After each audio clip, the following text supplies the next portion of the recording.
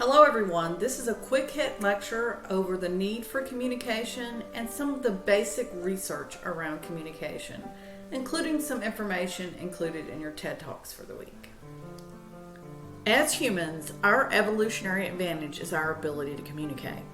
We're not as strong or fast or as nimble as other creatures, but our ability to work together and connect is one of our strengths. We can see this evolutionary trend at work in our base need to communicate others. We all basically feel that we have an instinct to communicate and socialize. However, there's also tons of research out there that show the need for us as humans to communicate. So rather than relying on what is common knowledge about communication, in this class we're going to take a scientific research approach to learning about communication. I'd like for you to think of it this way. There are many people that are parents, but they're not experts on parenting. In the same way, we all know how to communicate, but that doesn't make us an expert on it. So in this class, we're going to lean on what the experts have done. So let's get started by looking at what some researchers have found as our need for communication.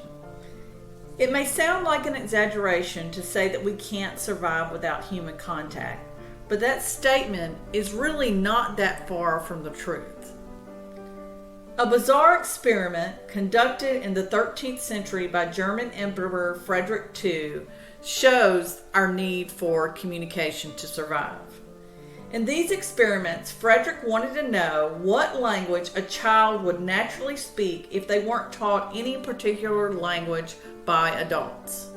To find out what the language would be, he placed 50 newborns in the care of nurses who were instructed only to feed and bathe them, but not to speak or hold them. The emperor never discovered the answer to his question because all the infants died. The experiment was clearly not very ethical, but it does show us what happens when people fail to have communication. Let's consider the area of solitary confinement. There are over 80,000 people in the U.S. today in prisons that are in solitary confinement. Neuroscientists at the University of Michigan have shown that there is an impact to individuals in solitary confinement because of the lack of communication. They have proven that the brain actually changes shape and that the hippocampus in the brain shrinks. This leads to impacting their memory ability, their spatial orientation, and their emotions. Another study on solitary confinement showed that when mice were confined for up to 3 months, there were changes in their neurons. The study showed that the neurons shortened, which means that they weren't as effective at communicating. There were reduced levels of cortisol, and there was an increased damage to DNA. The study had to be stopped at the end of 3 months because it's considered unethical to keep the mice in solitary confinement for more than 3 months. So we don't know if this damage is short-term or long-term. If you're a criminal justice major, I'd like for you to think about the fact that we keep individuals in prisons in solitary confinement much longer. So let's turn to a little bit more positive note. We all want to be happy, don't we? So research shows that being happy is related to the quality of our communication. In a study done by Harvard University over a 75-year period, it showed that those people that had good relationships, more social connections, were happier. So the same study showed some interesting information about happiness and our health. The study showed that those who reported being happier led longer lives. Additionally, those who reported being satisfied in their relationships at age 50 were healthier at the age of 80. The study showed that it's not the number of friends or likes on Facebook that you have, but it's more the quality of having a few good close relationships. That's why it's important not to be able to just communicate, but to be able to communicate well. The study also showed that high conflict relationships with no affection are really bad for us. In fact, it is better to be alone than to be in a high conflict relationship. Speaking of loneliness, in the Harvard study, they reported that at any given time, 20% of the United States population reports being lonely.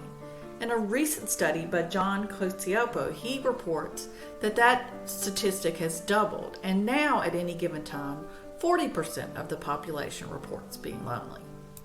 This information is truly alarming when you consider that loneliness has been shown to cause early death.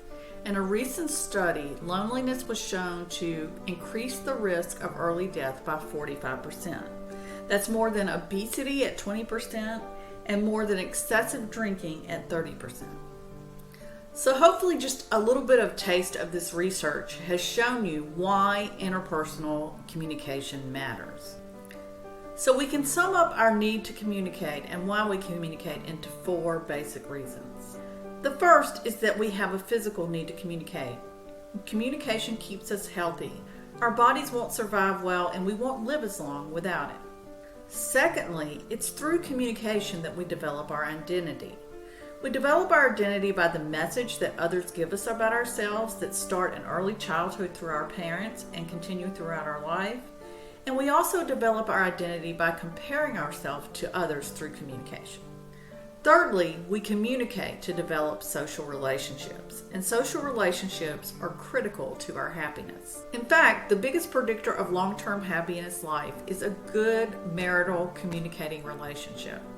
This kind of gets scary when you think about the fact that our number of friendships have been declining over time.